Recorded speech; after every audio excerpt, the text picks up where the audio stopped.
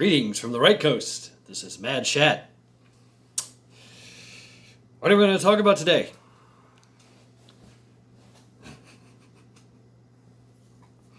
Got a story to tell you.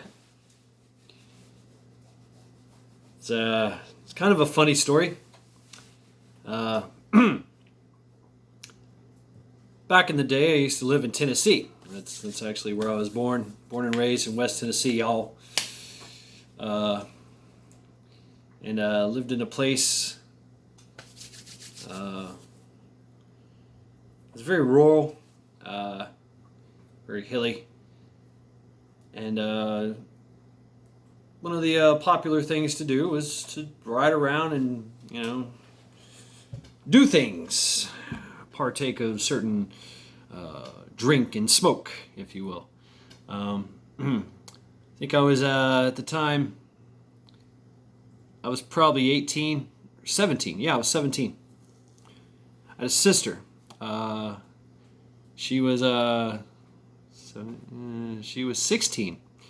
16 years old, and as most I was most teenagers.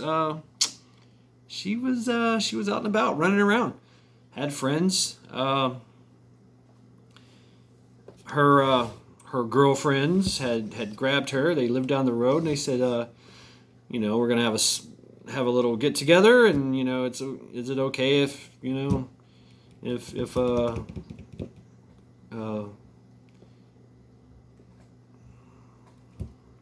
name was T. I'm gonna say T. And or Lana. Let's say Lana. Yeah, her name was Lana. My sister's name was Lana. Not really, but we're gonna just keep it that way. So, just for the sake of the story. So, my sister's friends asked my mom, "Hey, we're gonna hang out and do girly things, whatever. And mind if Lana comes along and hangs out?" And my mom was like, "Yeah, sure. Just make sure she's back by 10." Oh, okay. So they took my sister and off they went. I was working at the time. I was working at a sawmill, freaking offloading, off-bearing, and trying to work my way up into the sawmill. All this stuff. But the story is, 10 o'clock comes around. No Lana, no sister. 11 o'clock. Nothing. So my mom makes a phone call to my sister's friends down the street, and lo and behold, their mom answers and goes, "No, the girls said they're at your house." Oh, now you know what's going on. "Hey, Mom, I'm going over here. I'll be over here." "Oh, okay." "Hey, Mom, I'm going over here." "Yeah, okay." Well, they both got together and phew. So, me, I'm kind of concerned. I'm big brother. But, I know it's my sister, and she's 16 years old, and I'm like, okay, all right, well, I know what she's doing because I did the same game, Not really. It was different, For men, it's different. We boys, we get to run around and do our thing, and don't have to worry about much. We can take care of ourselves. But when little sisters are involved, big brother is kind of like, what the fuck is going on here? I know something's afoot, and so, oh man, how do I begin this one? So.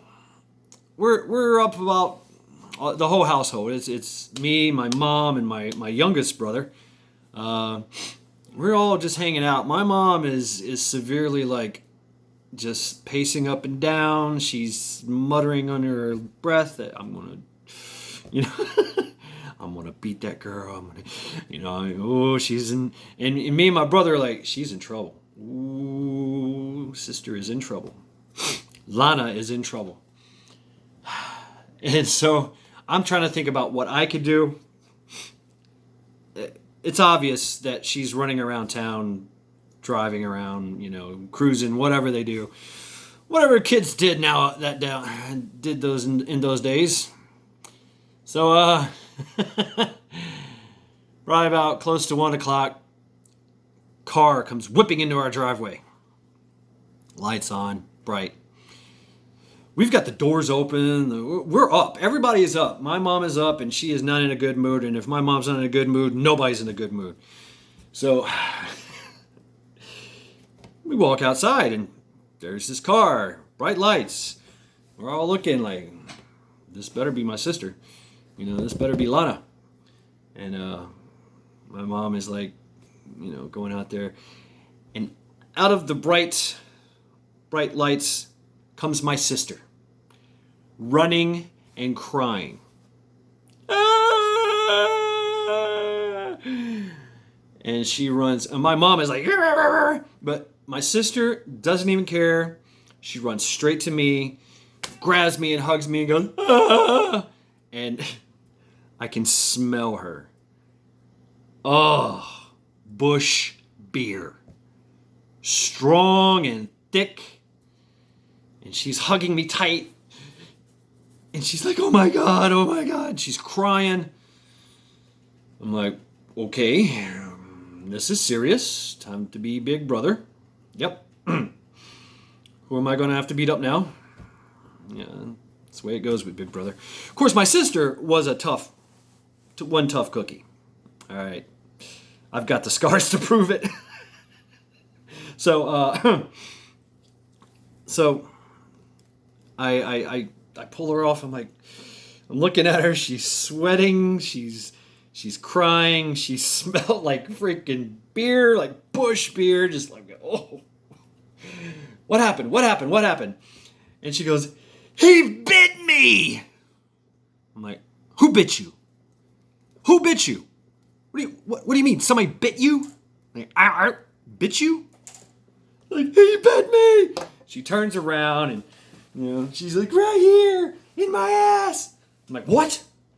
And sure enough, there was a hole, like a rip in her pocket, and her skin, her butt was showing. It was blood.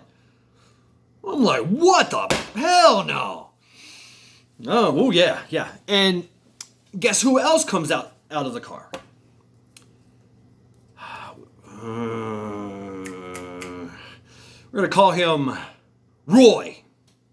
I don't know. I'm just making up a name because I don't want to use his real name, which he had passed on later on,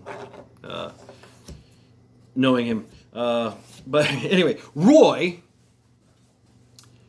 steps out of the car, and he's drunk as hell, too. He had been driving. So my sister, drunk as hell. The dude, Roy, drunk as hell, driving. He was a little bit older than me. I knew him. Yeah, we all knew him. Small neighborhood, everybody knows everybody. Small town, everybody knows everybody. It was a very small town. The biggest thing there, everybody worked at the freaking munitions plant, making grenades and plastics explosives and shit like that. Yeah. Anyway, yeah. So he gets out of the car and he's like, and he's just kind of like, just off in his own little world, watching all this unfold. I take my sister, I move her over, I walk right up to him and grab it. Just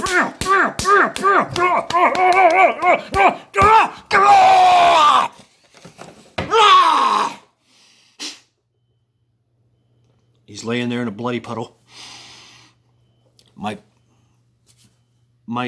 fists were bloody, and I don't know if you can see it. Right there's a little scar. There was a tooth sticking out of it. I got his tooth stuck in my shit. I was fucking pissed, and I fucking beat the shit out of him. I was so mad.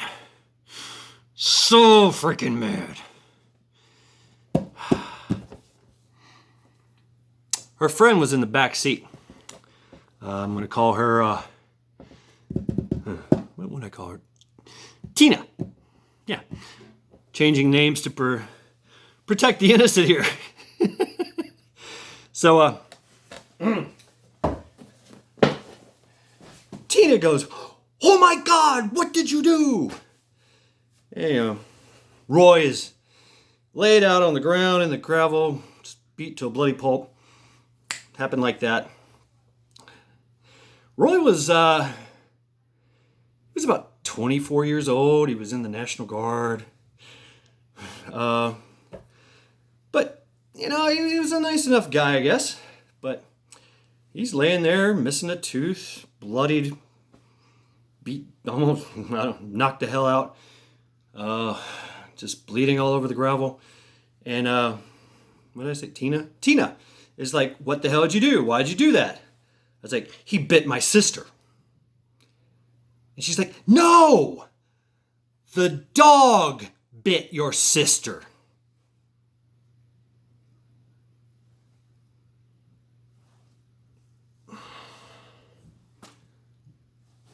You said the dog?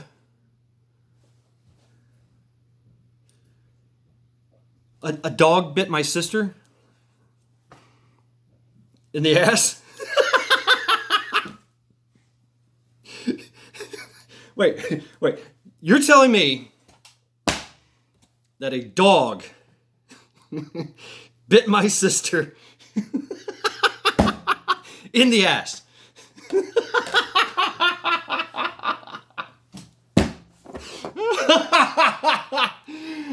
Oh.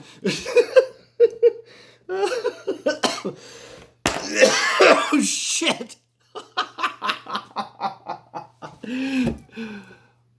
Oh. Roy. Oh, my. I destroyed Roy.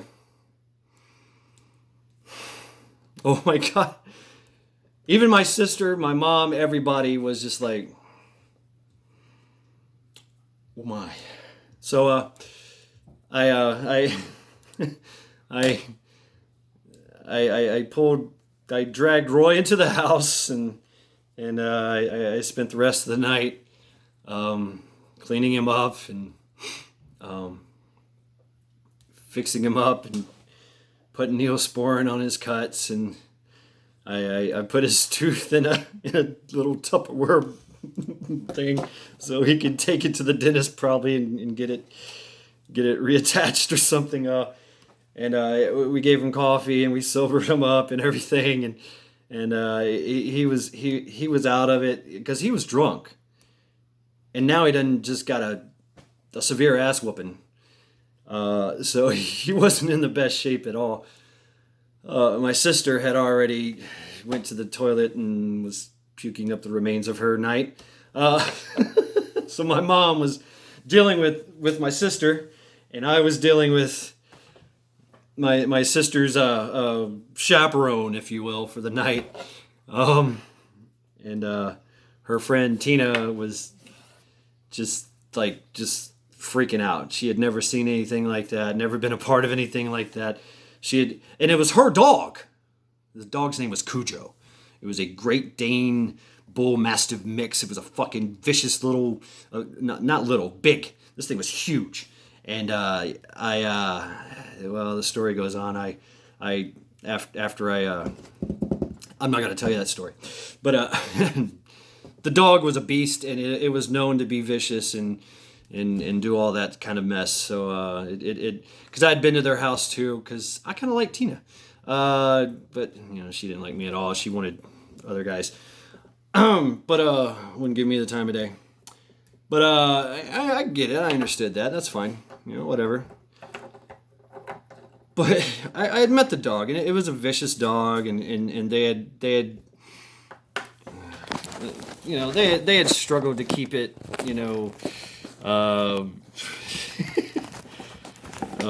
in check. They kept the dog. Obviously, they kept the dog for security reasons. There was no man in the house really, and they kept the big dog for security. But so I'm dealing with Roy, putting him back together, and I'm feeling like shit. Not as bad as my sister. She's like, ah, God. And my mom is doing the holding her hair thing, and yeah, I felt so bad for Roy. Roy passed out. Eventually, he passed out on the couch. I stayed up all night, just like, what the fuck did I just do? I literally just. I did not process the information that I was given, and I jumped to conclusions, and I really, really hurt somebody.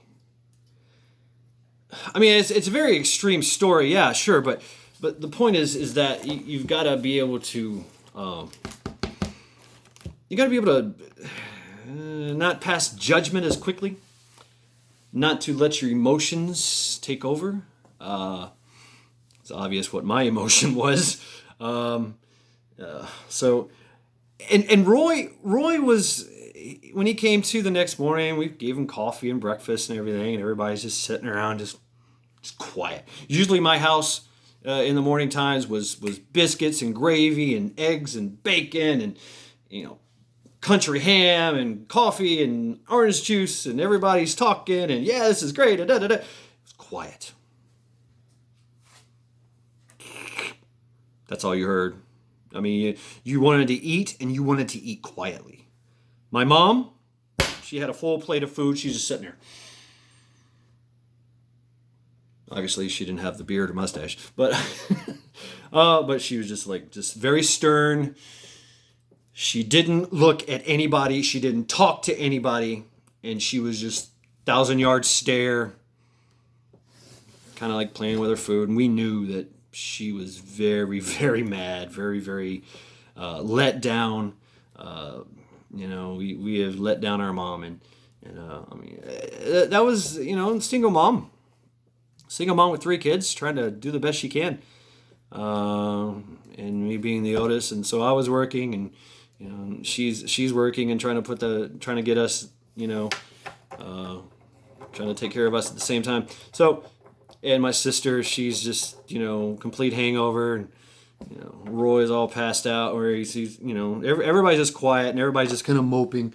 My sister, Tina, and Roy are just like, sorry.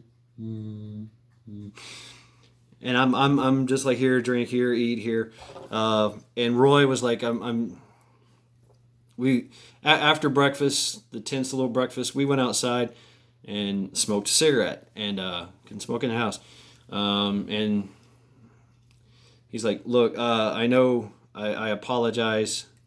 I mean, he started apologizing. He's like, I know I messed up, and I shouldn't have taken your sister out, and I totally, accept this ass whooping you gave me, and, he's like, I deserve it. I should have known better. But I knew that I had to get her home because she kept calling for you.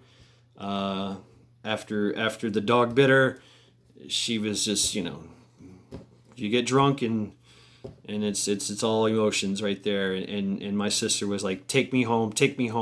My brother will save me. I need my brother. I need my big brother. So, he did that, trying to be the good guy that he was. He really was. Even though, even my sister running the roads, drunk as hell. Who knows what else they were doing. Yeah, so, it's a small community. It's a small town. And we had to, we had to do that. We had to talk to each other. We had to, what you looking at, bro? That's a cat. Yeah, looking at cats. Get him, Charity. Got a gawker. Just pulled up to my door. Yeah. Little does he know that I have three attack cats and a dog. And well, anyway, so back to this story. It'll work itself out. But I was like, no, man, that's not why I did it. I was like, that's not why I whooped your ass. And now my apology is coming out. It's like, dude, I thought you had bit my sister. He's like, what? It's like, yeah, sorry. This is awkward. I'm sorry. And it was one of those sorries that I really had to. It was hard to do. It really was. And still thinking back, I'm like, man, I should have never done that. If I would have just listened and got all the information first, I probably would have made a better decision, and people wouldn't have got hurt. I mean, I hurt myself, I don't know if you can see that. Right up in there. Oh yeah, knuckle's been broken a few times, but I didn't break my knuckle on him. I just got a tooth in it.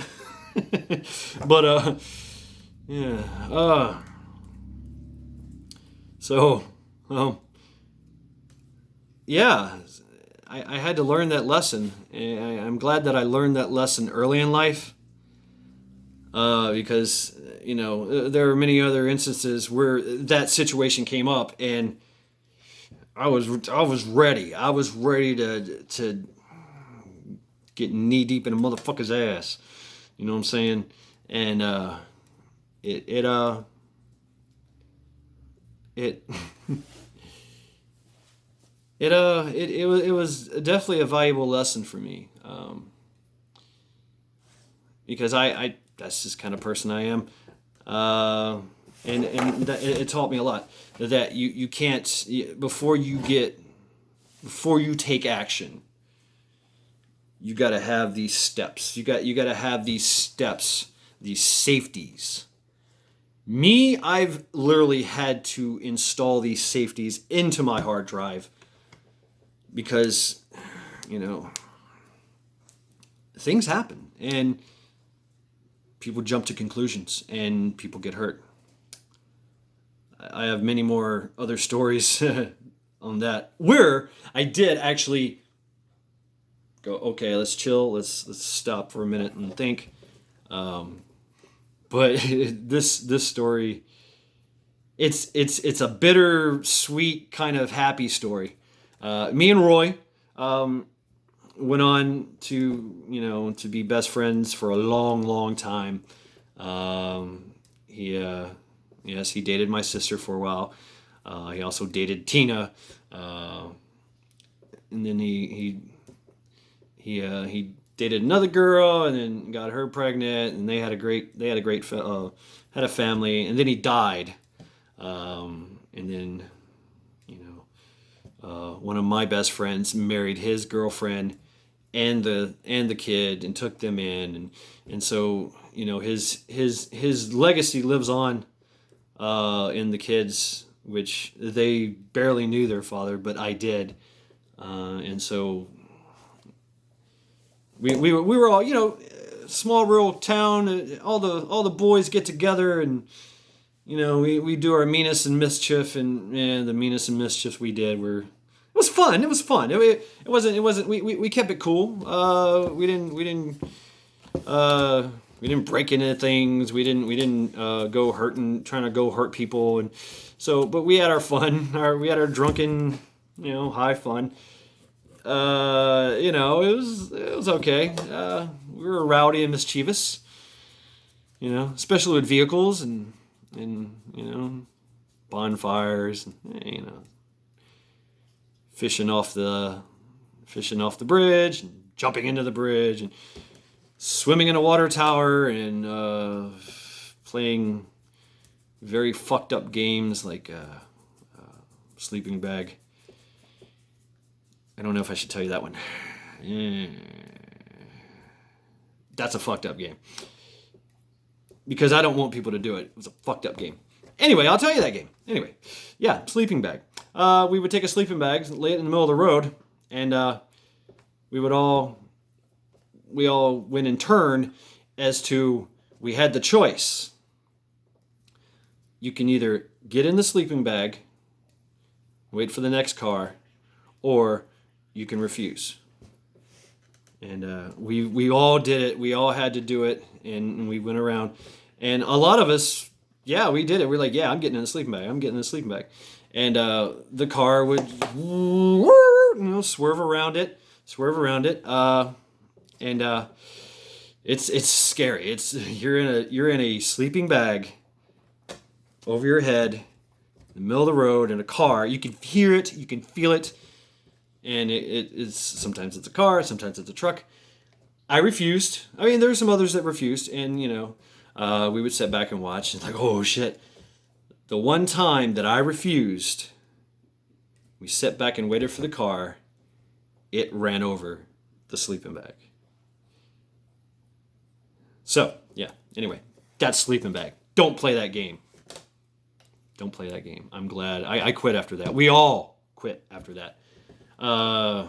Yeah, we'd play fucked up games like that. Yeah, so I've rambled enough. I think that it's high time that yeah, I get it. People are going to jump to conclusions, and that's fine. That's fine. It's going to happen. It's going to happen. But there are consequences. There are consequences, and make sure that you know the consequences of your actions. I'm not calling anyone out or anything. I'm giving you my story, and I hope that it helps. Our past can show us the future. We are the total sum of our past, and we have to know. We have to go forward with that, and so another thing I wanted to share is this thing. Check this thing out.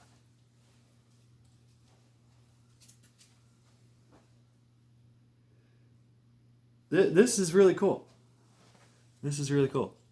I found this. There's a lot of willow trees down by the riverside or the lakeside. And this is a piece of willow. It's old. It weighs nothing. It literally weighs nothing. So it'd definitely just come apart if I ever struck something with it. But look at that. You know me. I like my weapons. I don't know if that translates anything, but yeah. I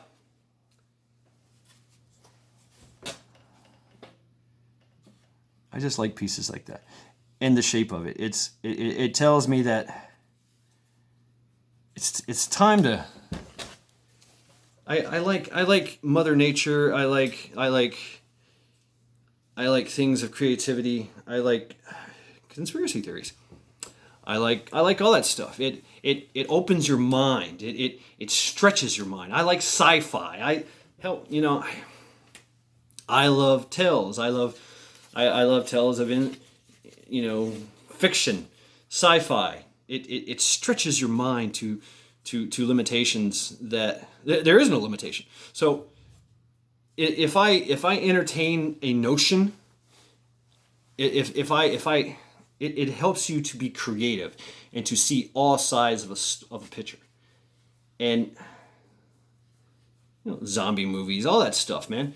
It makes you think. It makes you think.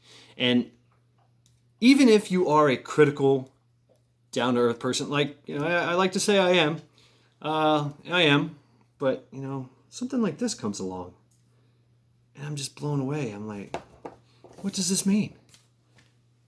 Are you giving me a tool? Are you telling me something? What are you telling me? What is Mother Nature telling me here? That it's time to get your armaments, get your war hammer ready, or is it time to get to work? Is it time to get to work and start building and start getting to work and making things and doing things? I don't know. It's funny, but in a lot of things, a lot of conspiracy theories, a lot of even mythologies and stories of that nature, You know, one can argue as well the Bible. And I don't give a shit who you are, what you believe in, or whatever. There's a lot of weird conspiracy stuff, things that are definitely not true, but they make you think. Okay? They make you think. They make you think in a certain way that you can creatively come to some type of solution. And if I can learn something by something that's not true, then whatever. Star Trek. In the story Star Trek, Gene Roddenberry story, they developed transparent aluminum. And they made it thick as hell, and that's how they built most of the ship, so you could see. It was transparent. Can you imagine that? Transparent aluminum. I remember reading this, because I would read these stories. Okay. I would, not only would I watch them, I would read them. I would immerse myself into the sci-fi and everything. And everybody's like, man, it'd be great to have transparent aluminum, wouldn't it? Yeah. Well, we've got to be thousands of years away from that, right? But guess what? We have it. The Japanese have been making it for about a decade now. Transparent aluminum. It's there. Cell phones. Tricorders. Flip phones. Come on. Life imitates art. Art imitates life. Okay? Conspiracy theory or not, it's out there. And, we just found out that this is fact now. That in 180 days, the Pentagon is going to declassify all UFO and UAO, unidentified aerial objects or phenomenon, UAF. They've done this so many times, and they've said, yeah, we got stuff that is not of this world. That's their quote. We have technology that is not of this world, and that the fighter pilot gun footage is true. Is not fake. That's what they said, and that in 180 days they're going to declassify everything. Now, whatever. I mean, they're either going to tell us or they're not. Or they're just going to just give us a fucking info dump and just let us sift through it. Whatever. But anyway, I digress. A lot of things are changing. A lot of things are coming to light. You know what? 5 years ago, you would have told me that we would have been where we are now. I wouldn't have believed you. You would have told me that there's no such thing as voter fraud. I wouldn't have believed you. I wouldn't have. You would have told me that communism was going to take over this country. I wouldn't have believed you. I'm like, no, fuck you. It's not going to happen. It's happened. So, if there's going to be somebody that's out there that's a doomsdayer and naysayer and hopium and all that, it's very important to entertain those notions. And you know what? Even if they are, we've all got our brother. We've all got that uncle that talks about the aliens and all that, werewolves and Bigfoot. And you're just like, okay, yeah, whatever, man. Yeah, cool, all right. But we'll listen to him talk. He's family. And I got his back. You know what I'm saying? I'm not going to just jump to conclusions. Hit him with the hammer. Nature's Warhammer. I love this thing. Anyway, that's my rant. That's my story and my rant. I hope that this was entertaining. I'm sure it was. I'm sure it is. But I'm not. I just thought I'd share this story with you all. I love sharing these stories. It helps me. It does. It helps me to get this stuff out. Because my head is, I only got 2 brain cells. And they're constantly fighting. And every now and then they get together and say, go this way, go that way. So, yeah. So I'm gonna leave it at that, guys. Let's we can fight. I don't care. Fighting is good for you, actually. If we all can fight and at the end of the day get along, I kind of miss those days of oh, you got beef with someone at school? Okay, well we're all gonna go to the back road, down the back road. We're all gonna get out. You guys are gonna fight, and there's gonna be a winner. There's gonna be a loser, and then we're gonna go back and we're gonna drink beer and sit by the bonfire and be friends. I think that's where we should go. But fighting is fighting. Sometimes it makes you tough, it makes you strong, and you get to really know yourself. You really do, and you get to really know the other person too, and have a decent respect, a healthy respect for that person. To tell you the truth, most people I fought they had a beef with me or something or whatever, and we fought. We're still friends to this day. So it's kind of weird how that works out. Yeah. It's not good. It's not good to harbor hate. It's really not. But anyway, I'm rambling on here. I'm gonna end this now. It's Mad Shad signing off.